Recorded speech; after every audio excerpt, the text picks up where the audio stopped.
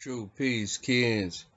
It is June the 13th, 2020, and I am back at y'all with another one. And if you trying to stay ahead of the game, you should subscribe to Peep the Slang.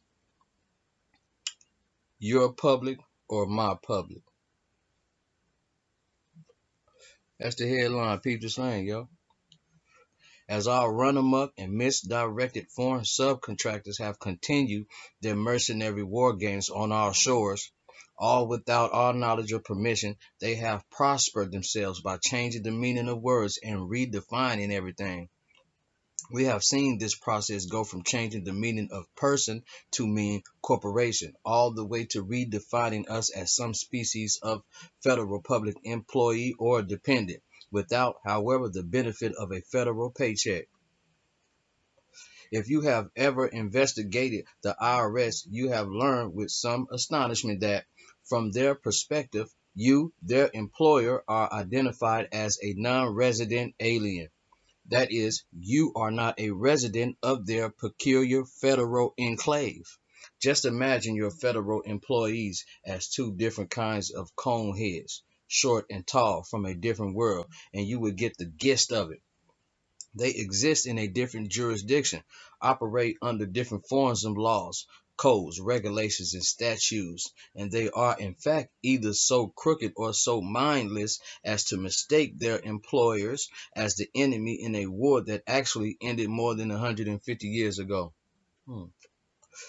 Once you realize that they are still at war with each other, although colliding in the back room at the same time to evade their mutual obligations under the constitutions, and that they have placed you in the middle of this war as a punching bag for both, things begin to make more sense.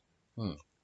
You can now begin to understand that their public elections are in fact private corporate elections, while your actual public elections, which address a different public, are the activities of non-resident aliens so far as they are concerned.